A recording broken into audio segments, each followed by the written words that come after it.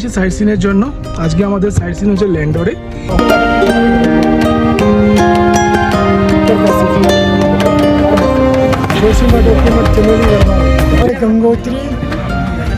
गंगोत्री, यमुनोत्री, केदारनाथ की रेंज में हम चले गए। अच्छा, ये है केदार घाटियाँ।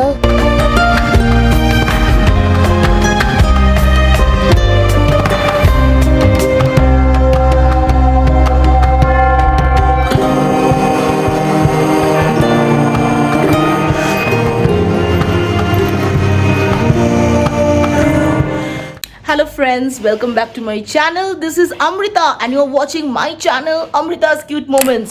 তো আজকে হচ্ছে মুসৌরি সেকেন্ড ডে আর আমরা যাচ্ছি সাইট সিংয়ে। আমরা যাচ্ছি ল্যান্ডরে আজকে সাইট সিং করতে। আর ল্যান্ডর মানেই হচ্ছে আমার ফেভারিট অথর রাস্কিন বন্ডের জায়গা। Yes, I am so excited.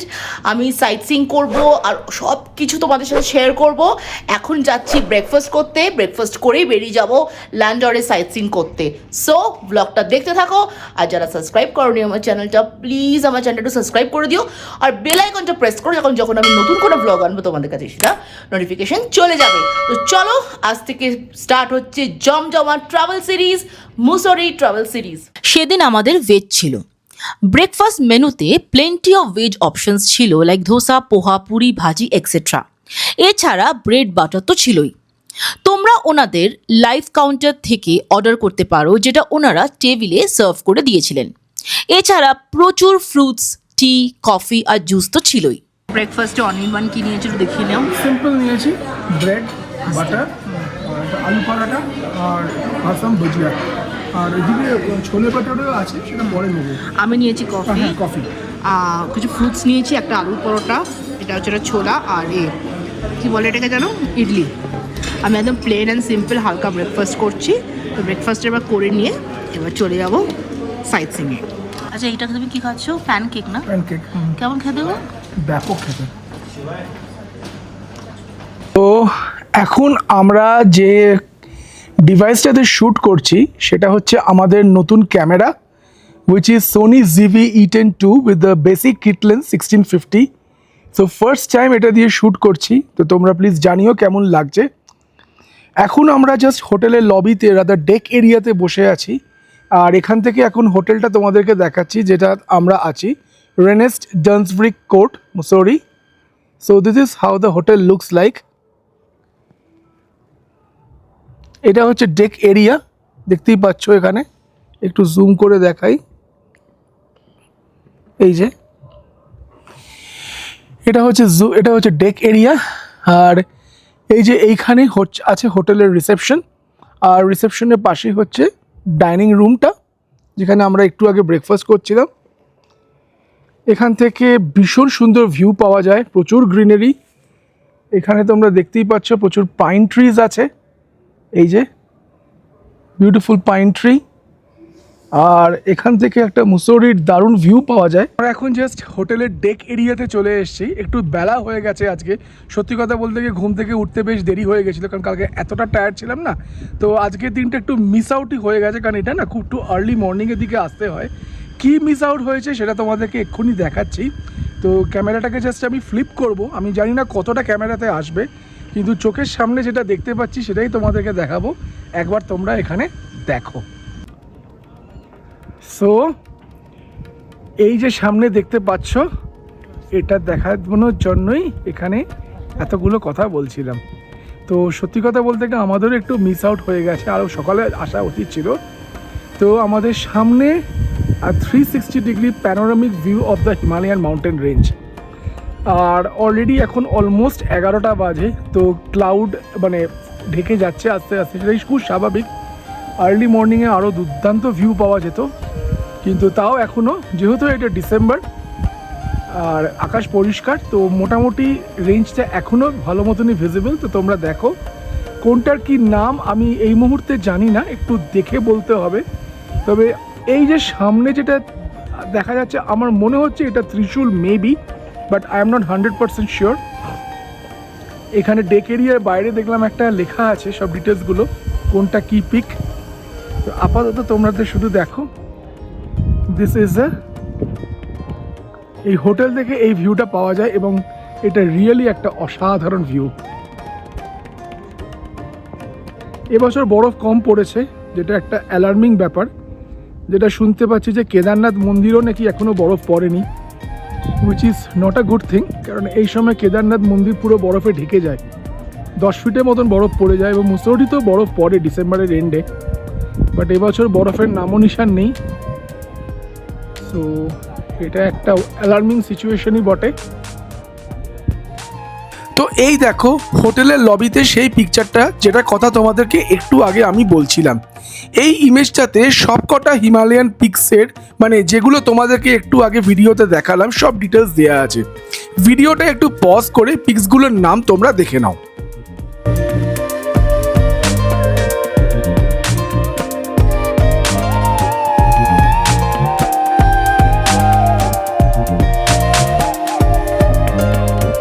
আমরা বেরিয়ে গেছি সাইট সিনের জন্য।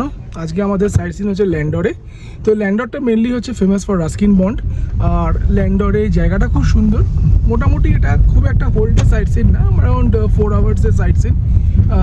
একটা চার্চ আছে প্রবাবলি, একটা মেন কিছু ইম্পর্টেন্ট ক্যাফেজ আছে, তার মধ্যে সব থেকে ফেমাস হচ্ছে ল্যান্ডর ক্যাফে, যেটাই হচ্ছে মেন অ্যাট্রাকশন ল্যান্ডরের, যেখানে যাব।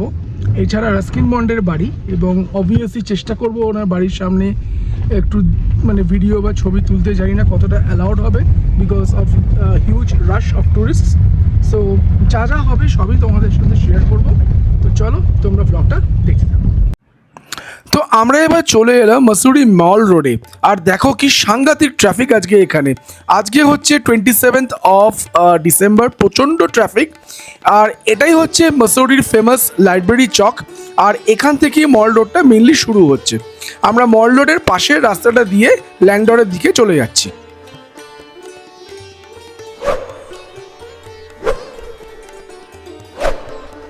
ল্যান্ডার যাবার রোডটা খুবই সুন্দর, দুপাশে প্রচুর হিমালয়ান পাইন, ওক আর দিওদার ট্রিজ দিয়ে ঘেরা, সব মিলিয়ে খুবই সুন্দর, বাট রাস্তাটা কিন্তু খুবই ন্যারো। তো ল্যান্ডর চলে এসেছি, ভীষণই সুন্দর জায়গা, কিন্তু থিং ইজ স্যাড, এত অ্যাবনর্মাল ট্রাফিক যে গাড়ি থেকে নামতে পারবো কিনা সেটাই ঠিক বুঝতে পারছি না। মানে মেনলি ল্যান্ডরটা হচ্ছে the famous for Ruskin bond is house, একটা চার্চ, লাল টিব্বা, আর ক্যাফেস, ল্যান্ডর ক্যাফেস। কিন্তু যা অবস্থা দেখতে পাচ্ছি তাতে করে এটা একটা জিনিস বুঝে গেলাম যে this is not the right time to come to Landour or Mussoorie. আমরা একদম পিক টুরিস্ট সিজনে চলে এসেছি। তো তোমরা যারা মুসৌরি ল্যান্ডর প্ল্যান করবে, make sure avoid tourist season, of সিজনে আসো, নাহলে মুসৌরিতে এসে কোনো লাভ হবে না। গাড়ি থেকে নামতে পারবো কিনা সেটাই বুঝতে পারছি না, দেখতেই পাচ্ছ পুরোটাই ট্রাফিক। এই যে জায়গাটা জাস্ট ক্রস করলাম, সেখানে যে মেইন ক্যাফেসগুলো আছে পুরোটাই ওখানে মানে নো পার্কিং করে রেখে দিয়েছে, গাড়ি থেকে নামতেও দিল না। সো কতটা দেখতে পাবো আমার ডাউট হচ্ছে, বাট জায়গাটা সত্যি সুন্দর। জাস্ট দেখো, আমি দেখাচ্ছি এখান থেকে।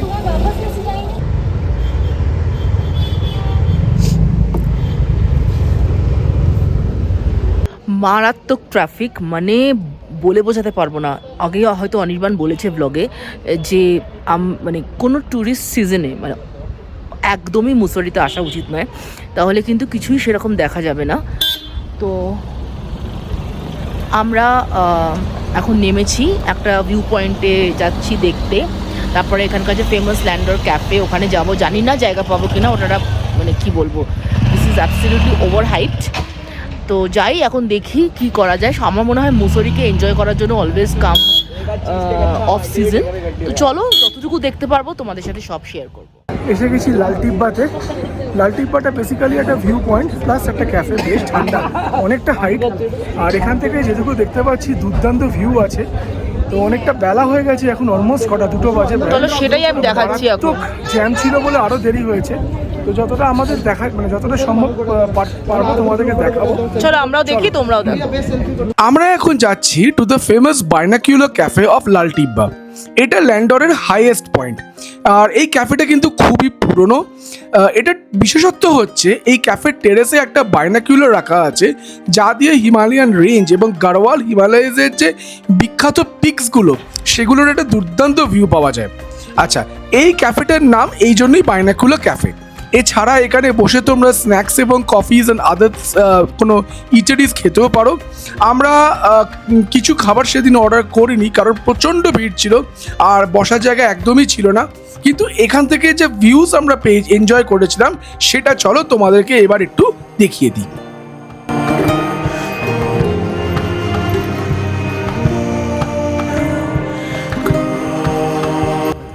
ये है गंगोत्री, गंगोत्री, यमुनोत्री, केदारनाथ की रेंज में हम चले गए। अच्छा ये है केदार घाटिया, अच्छा, ये है नीलकंठ महादेव, नीलकंठ महादेव वो वाला ना? चौखम्बा, यहाँ से एक नदी आया अलकनंदा, और ये बद्री नारायण, और इधर की तरफ आ गए हेमकुंड साहब की वैली। अच्छा। ये है पिक्चर। তোমরা দেখো কত মানুষের ভিড় আজকে এই লালটিব্বা বাইনাকুলার ক্যাফেতে। আর হবে নাই বা কেন, ইয়ার এন্ড হলিডে সিজন, সারা দেশ থেকে মানুষ এসেছেন এনজয় করতে। সবাই ওয়েট করছিলেন to see the glimpses of the magnificent Garhwal Himalayas using the binocular.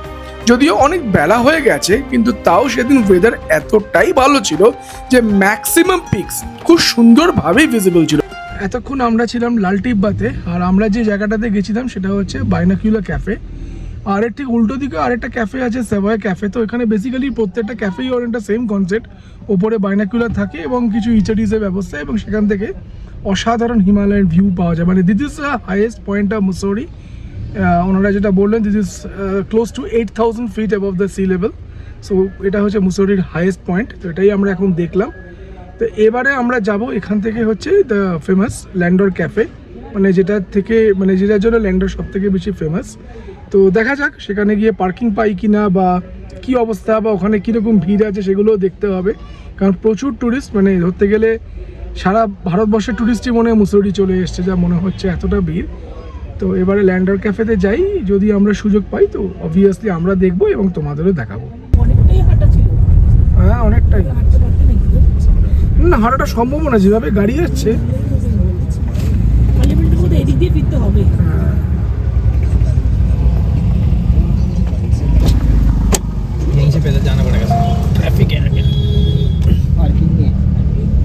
তো যেটা ভেবেছিলাম সেটাই হলো। তোমরা দেখতেই পেলে যে এত ট্রাফিক, তাই ল্যান্ডার ক্যাফে আর ধারে কাছে যেতে পারলাম না।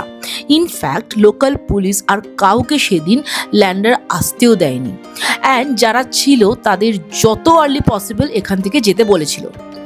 আমরাও তাই আর দেরি না করে মুসৌরির উদ্দেশ্যে রওনা দিয়েছিলাম, কারণ এর পরে লাইব্রেরি চকেও সাংঘাতিক ট্রাফিক হয়ে যাবে।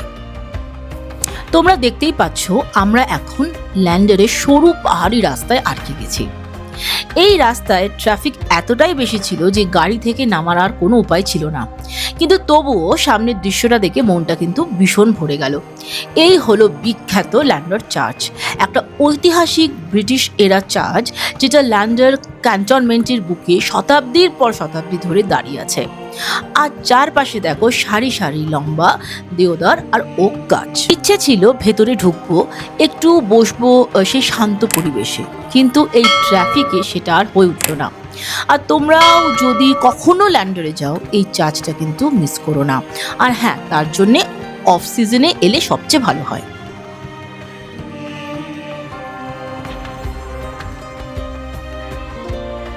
ফাইনালি আমরা ল্যান্ডার ছেড়ে বেরিয়ে এলাম, বা বলা ভালো আসতে বাধ্য হলাম। সত্যি বলতে কি, সেই দিনটা পুরো আমাদের বেকারই গেল। এত সুন্দর একটা প্লেস, বাট কিছুই দেখতে পেলাম না। এটা খুবই ফ্রাস্ট্রেটিং, স্পেশালি এত দূর থেকে আসার পর। আমরা 1 কিলোমিটার নাকি 1 কিলোমিটার পার হতে 3 ঘন্টা লাগছে। মানে মুসৌরি ইজ সাচ আ, মানে কি বলবো, জায়গাটা it's a nice place, but of সিজনে যদি না আসো, মানে যদি এই পিক সিজনে আসো, এটা একটা নাইটমেয়ার। মানে কি বলবো, শরীর টরীর খারাপ হয়ে যাচ্ছে আমার। আমি ভাবছি কখন হোটেলে পৌঁছবো। হোটেলে কিছুক্ষণ হলো ফিরেছি, মানে প্যাথেটিক, আমার শরীর টরীর খারাপ হয়ে গেছে। তো এসেই অর্ডার করেছি একটু কফি, আর আজকে যেহেতু স্যাটারডে আমাদের ভেজ, তো অনির্বাণ নিয়েছে একটু চিজ স্যান্ডউইচ, আর আমি নিয়েছি একটু ভেজিটেবল স্যান্ডউইচ। তো এটা খাচ্ছি, খেয়ে একটু রেস্ট নেবো, এই আর কি। তোমরা ব্লগটা দেখতে থাকো। আজকে তোমাদের কাছে এমন একটা প্রোডাক্ট আমি ইন্ট্রোডিউস করাবো যেটা কিন্তু প্রচন্ড একটা হেলদি প্রোডাক্ট, আর আমি গ্যারান্টি দিয়ে বলতে পারি যে এই প্রোডাক্টটা কিন্তু বাচ্চাদের প্রচন্ড ভালোবাসার একটা জিনিস এবং বড়রাও কিন্তু ইকুয়ালি আনন্দ করে খেতে পারে। সেটা কি প্রোডাক্ট চলো দেখে নি। Yes, Disanoর Pastalicious. Disano Pastalicious pasta crafted from the finest durum semolina into mouth-watering and nutritious meals which take just 13 minutes to prepare. This penne pasta is 100% veg and it is a source of protein, zero cholesterol and it has no trans fat. It is free from artificial color, flavor or preservatives. তো এখন আমি ঝটপট করে এই ডিসানো পাস্তালিশিয়াস দিয়ে একটা দারুণ yummy recipe তৈরি করে নিচ্ছি। তো ইয়েস, আমাদের আজকের ডিসানোর পাস্তালিশিয়াস এর পাস্তা ইজ রেডি টু ইট, আর এখন আমরা এটাকে সার্ভিং প্লেটে সার্ভ করব। আর দেখো কি ইয়ামি দেখতে হয়েছে, আই থিংক এটা খেতেও কিন্তু খুব ডেলিশিয়াস হবে। তো তোমরা যদি এই প্রোডাক্টটা পারচেজ করতে চাও অবশ্যই আমার ডেসক্রিপশন বক্সে চলে যাবে, সেখানে কিন্তু পারচেজ লিংকটা দেওয়া আছে। এখন একটুখানি রেস্ট নিচ্ছি, হোটেলে ফিরে এসে রিফ্রেশ হয়ে একটু কিছু খাবার অর্ডার করেছিলাম হোটেল থেকেই, কারণ সেই সকালবেলা ব্রেকফাস্ট করে খেয়ে বেরিয়েছি আর কিছুই খেতে পারিনি। প্ল্যান ছিল বাইরে কিছু খাবার, কিন্তু হয়নি। সেটা কেন হয়নি সেটাই এখন বলছি। তার আগে একটা ডিসক্লেমার আমাদের তরফ থেকে, এক্সপিরিয়েন্সড মানুষের ওপিনিয়ন হিসেবেই মেনে নিতে পারো, কারণ আমি অনেক ঘুরেছি। সেই হিসেবে আমার সমস্ত এক্সপিরিয়েন্স থেকেই বলছি, never ever come to Mussoorie at any peak season, বিশেষ করে ইয়ার এন্ডে। ভুলেও মুসৌরি প্ল্যান করো না, এর থেকে বাড়িতে থাকো, কাছে পিঠে শপিং মলে যাও, সিনেমা দেখো, টুকটাক এদিক ওদিক করো, far better, but never ever come to Mussoorie. একটাই কারণ হচ্ছে সিটিটা beautiful, no doubt of that, খুব সুন্দর শহর, দারুণ ওয়েদার নিয়ে কোনো কথা হবে না। হ্যাঁ, বরফ পড়েনি, বরফের কোনো সিন নেই, কিন্তু একদম পরিষ্কার ওয়েদার, কোনো পলিউশন নেই, কিচ্ছু নেই। বাট যেটা আছে সেটা হচ্ছে টোটাল কিয়স, টোটাল মিসম্যানেজমেন্ট, এই যাচ্ছে তাই ব্যাপার স্যাপার। মানে ট্রাফিক আমি দেখেছি, ব্যাঙ্গালোরে আমরা থাকি, আমরা ট্রাফিক মানে ব্যাঙ্গালোরের ট্রাফিক তো আমরা জানি, অন্যান্য শহর ও কলকাতাতেও ট্রাফিক পুজোর সময় সাংঘাতিক হয়, কিন্তু এ একেবারে সব কিছুর ঊর্ধ্বে উঠে গেছে। মানে আজকে আমরা সাইট সিন করতে বেরিয়েছিলাম ল্যান্ডরে, শুধুমাত্র লালটিপাত ওই বাইনোকুলার অ্যান্ড ক্যাফেটাতেই আমরা এটুকু দাঁড়াতে পেরেছি, বেরিয়ে ছবি টবি ভিডিও নিয়েছি। এটা ছাড়া যে ল্যান্ডরের আর যেগুলো ছিল, যে চার্চ, বাইরে থেকে কোনো মতে ভিডিও তুলেছি, চার দোকান, এবং ল্যান্ডরের যে মেন পয়েন্ট সেটা হচ্ছে ল্যান্ডর বেকারি, জিনিসটা কীরকম দেখতে সেটাও দেখার সৌভাগ্য হলো না। তার একটাই কারণ হচ্ছে হোটেল থেকে বেরিয়েছি 11টার সময়, ফিরলাম হচ্ছে অলমোস্ট 7টা। এই 8টি ঘন্টা পুরোটাই গাড়িতে, পুরোটাই ট্রাফিকে, এবং এক একটা জায়গায় দাঁড়িয়ে আছি 10 মিনিট, 15 মিনিট, 20 মিনিট ধরে ননস্টপ গাড়ি নড়ছে না। একটা সময় তো মনে হচ্ছিল হয়তো মাঝরাতির হয়ে যাবে ফিরতে, এবং এটা এরকমই হচ্ছে মুসৌরিতে। কারণ এখানে দেখো, সত্যি কথা বলতে গিয়ে Mussoorie is very closely connected to Delhi, Noida, Gurgaon and Dehradun obviously. তো এবারে এই মানে ক্রিসমাস টাইমে ভর্তি করে মানুষ এসছে, মানে যে কোথাও যায় না সেও ওদের মুসৌরিতে চলে এসছে, এত গাড়ি এসছে, এবং ম্যাক্সিমাম লোক নিজেদের ওন পার্সোনাল গাড়ি নিয়ে এসছে। এতটা বাজে অবস্থা যে এরা হ্যান্ডেল করতে পারছে না। মুসৌরিতে রাস্তা নেই, মানে রাস্তা একদমই নেই, মানে এতটাই কম রাস্তা, এতটাই ন্যারো রাস্তা যে পাশাপাশি দুটো বাইক পর্যন্ত যেতে কিন্তু অসুবিধা হয়। সেই রকম রাস্তায় দুটো পাশাপাশি গাড়ি যাচ্ছে, সো বুঝতেই পারছো কী অবস্থা। প্লাস এত লোক, মানে যা ক্যাপাসিটি, আমার মনে হয় এই এখন বর্তমানে যদি মুসৌরি ক্যাপাসিটি এক্স হয়ে থাকে, সেখানে 20x লোক এসছে, তো পুরো এক্সপ্লোড করে গেছে। অ্যান্ড এটা নাকি মোটামুটি সবকটা ট্যুরিস্ট সিজনেই রিসেন্টলি হচ্ছে। সো একটাই সাজেশন, যদি আসতে হয় plan somewhere in absolute off season, weekdays দুম করে চলে এলে এরকম, বাট কোনো উইকেন্ডে, লং উইকেন্ড বা ট্যুরিস্ট সিজনে ভুলেও এসো না। অন্য যে কোনো জায়গায় যাও, সিমলা যাও, মানালি যাও, নৈনিতাল যাও, but don't come to Mussoorie. এটাই একটা বলার ছিল, সেজন্য এই ভিডিওটা করলাম, ব্লগটা দেখতে থাকো। তো এখন ডিনার করতে যাচ্ছি, 9টা বাজে, অলমোস্ট 9টা। আর আজকে আমার ভেজ, খুব একটা ইন্টারেস্ট নেই ডিনার করতে, বাট স্টিল। তো চলো ডিনারটা এবার সেরে নিই, তারপর দেখা হচ্ছে তোমাদের সাথে।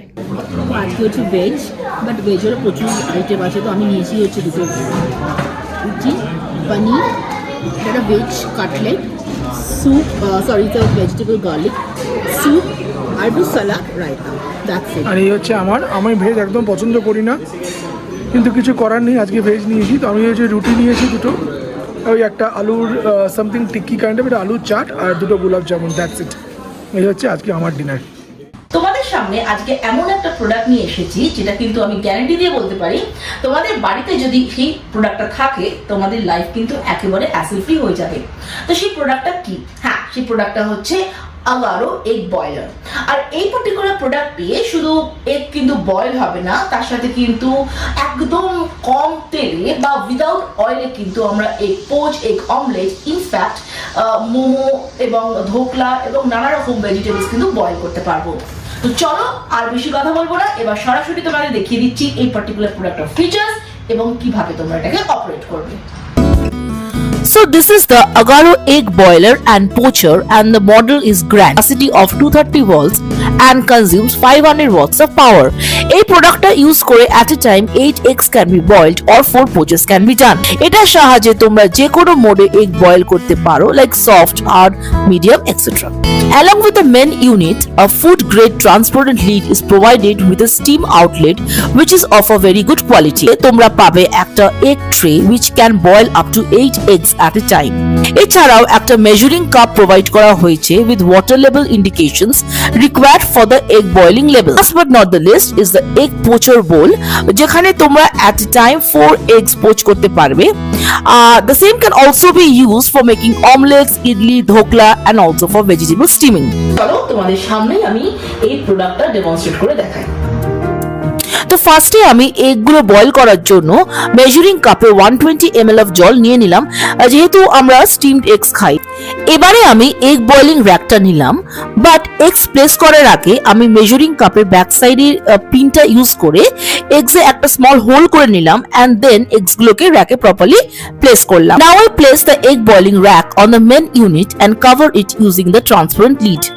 Then I press the power button to start the egg boiling process. আর দেখো এখানে একটা blue light জ্বলে উঠলো, which indicates that the boiling process is under progress. যত eggs boil হতে লাগলো তত দেখো ট্রান্সপারেন্ট লিডটা পুরো স্টিমে কভার হয়ে গেছে।